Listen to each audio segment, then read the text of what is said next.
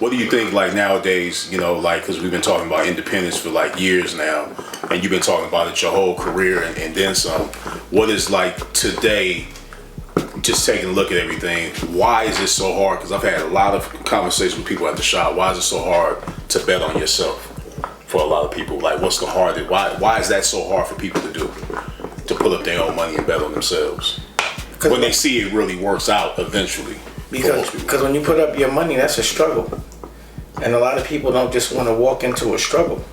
You know, it's like some people don't, even though they could fight, they're not really, you know, have the discipline to go to training camp and really focus and see it through. And like they don't want to walk into the struggle to win.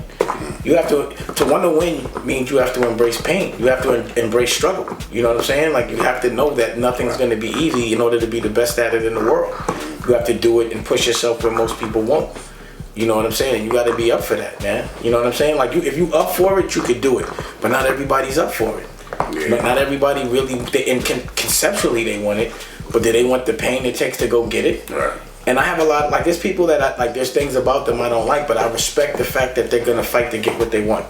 The fight, and regardless to whether our perspective is different or not, that fight every time, whether it's wrong or right, the person that fights the hardest wins. Right. That's willing to do things that people aren't willing to do. Like a lot of people will cheat and try to cut corners, but I don't consider that a win.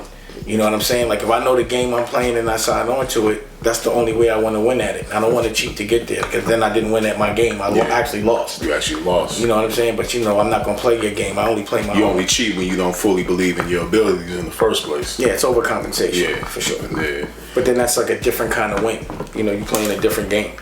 Yeah, because I know, like, you know, we talk about, you know, betting on yourself, but it's so hard for people to walk away, especially if they already safe and have a safety net, so-called safety net, you know, working a job or doing whatever they're doing. Because I also felt that being a barber for many years and stepping away and going into what we're doing now and writing and recording and, you know, constantly doing, you know, as far as putting forth products and different things for people to purchase. You know, to circulate back out there to the people. But it's tough, man. It's tough, you know. What's tough? Initially. You know, well, when you're brand new to independence, it's a mind state. Yeah, it's a mind state. It's a tough mind state. It depends on what you value as wealth. Right. Like if you value your freedom and your happiness as ultimate wealth, or if you value perception and physical things as ultimate wealth, you're either gonna like physical things is temporary, so you're gonna hustle for the temporary, or you're gonna hustle for the forever. Your soul is forever. Absolutely. You know, you don't want to cash that out. You know what I'm saying? For temporary things, for physical shit. You know what I mean? I think that's the ultimate test. It's like, yo, are you gonna really be wealthy? Meaning, are you gonna be happy? Or are you gonna look happy? You understand? You're gonna worry about how people see you and buying physical things that make you look better than you are, or do you really want to really feel good? It's like the beginning of my career in the bar in the hair game. It was like I was working at UPS while I was going to school, and I continued to work there. Oh, is that what this is? Your No, not at UPS. UPS. No, the brown. You look more like you and under at UPS. Not at all. Nah, but here it is. Here it is. I noticed working at UPS, it was like I was getting my paycheck doing what I was doing, but in the beginning of working as a barber, I had to build my clientele, and I was more like, you know, I was looking at the money that I was making at that time, but I stepped away from that because I knew that was temporary. That's the conversation you had to have with yourself. Yeah. But once you do it once, it's like it's never a conversation again. Yeah. Because you really ultimately know that if you really believe in yourself and you work hard at it, you'll achieve it. The question is, am I ready to work so hard that I'm better than everyone else? You understand what I'm saying? And you have to answer that question within yourself. Am I ready to embrace all the pain that nobody else wants to embrace? Yeah. Am I ready to really work harder and do it so much that I'm better at it than everyone that does it? Yeah. It's really about the work ethic, really. It's a professional work ethic. You can't just be good at something. You have to be able to see things through and do the things that you don't enjoy. It's not really about the things that you enjoy. That's the easy part. It's the things you don't enjoy. That's the things that people usually shut down about. They just don't like it. Yeah. Just because you don't like something doesn't mean it's a failure. Yeah. What's happening? This is the big homie Kenyatta. Make sure you like, comment, and subscribe to our YouTube page. And if you haven't already, hit the notification so you can get an alert each and every time our hip hop motivation videos come up. And also, Thank you for your support. Peace and blessings. In life, everyone's dealt different cards, and I was dealt a diabetes card. I'm a type 1 diabetic. My sister's godfather's diabetic, and he developed type 2 diabetes. When I was younger, I really didn't know anybody else that had diabetes. You know, not many people talk about it when they have it. They look at it as a weakness, where I look at it as a strength. People with diabetes feel this sense of shame or depression. I never felt that. I feel like a diabetic. That card That's right. got dealt, you deal Boom. with it. This is like ghetto gourmet right here. You telling me this isn't gonna affect my sugar or nothing? It tastes this good. No, I don't think it's gonna affect your sugar at all. You know any diabetics? It runs in my family. Really? Yeah. By 2030, there's going to be a third of the population is going to be diabetic. Me as a diabetic, getting with a person that's not diabetic, it's like basically giving them the disease with you. Diabetes is not a weakness. It's a place to showcase your strength. It shows that you could do everything that everybody else could do plus that. You just became Yeah, diabetic? just got type 1 3 years ago. If you want to learn more about being a diabetic and being cool while you're diabetic and the lifestyle of a diabetic, check out the Dash Diabetes Network.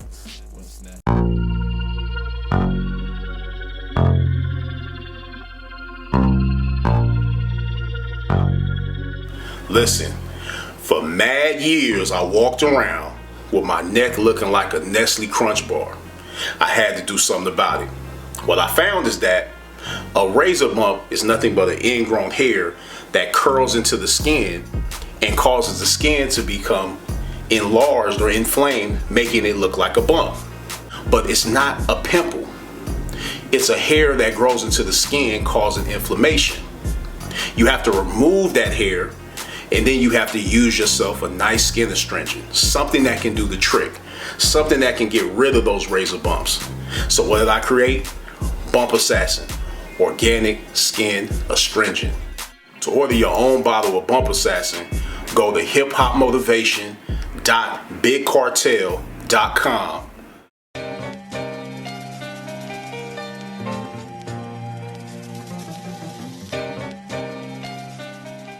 When you writing a book, Dave? I'm writing it. I also have a book. You know, I have a book called Culture Vultures. Yeah, What's it called? It's called Culture Vultures. I did. Have you ever looked at the hip hop motivations that I do? Yeah, absolutely. Me and Kenyatta did a book, and it's already written. He wrote it. We done with it, and I'm also giving it out in different ways. So it's gonna be an auditory experience as well. It's a series. The Fashion Game. Culture Vultures, the book. In business, Damon's a guy that's worn many hats.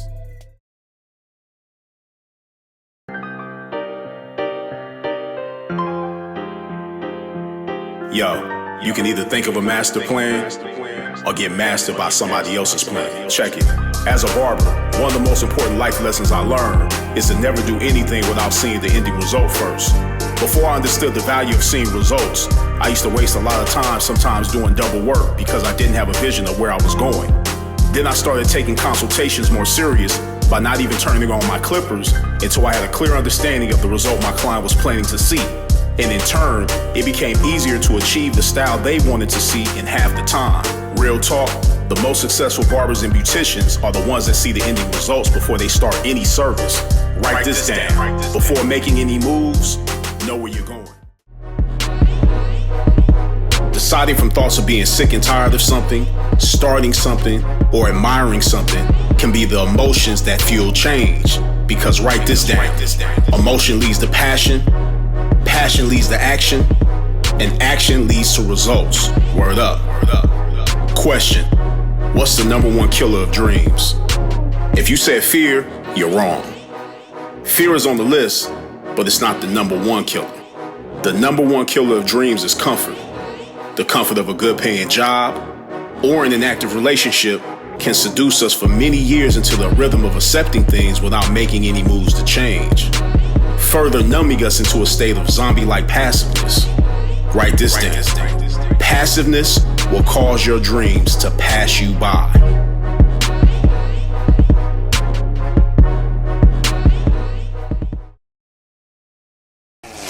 Dash thing. Nah, I don't want to chill out, bruh. You know what I want to do? Believe in yourself. Build your own personal wealth. Then that becomes personal health. Think I'm rhyming. How about that? Everything go down here. Just gotta, know what I mean, be a little smart.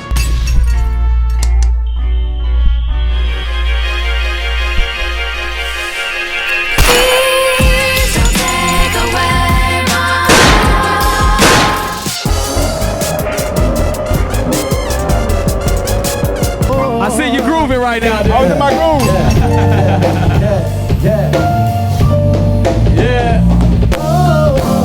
Woo! I started daydreaming. I started thinking about something. I'm a musician. Yeah, exactly. I like to spend all kinds of money. I like the dollar, I like the euro, I like the pound, I like the franc pause, I like the yen.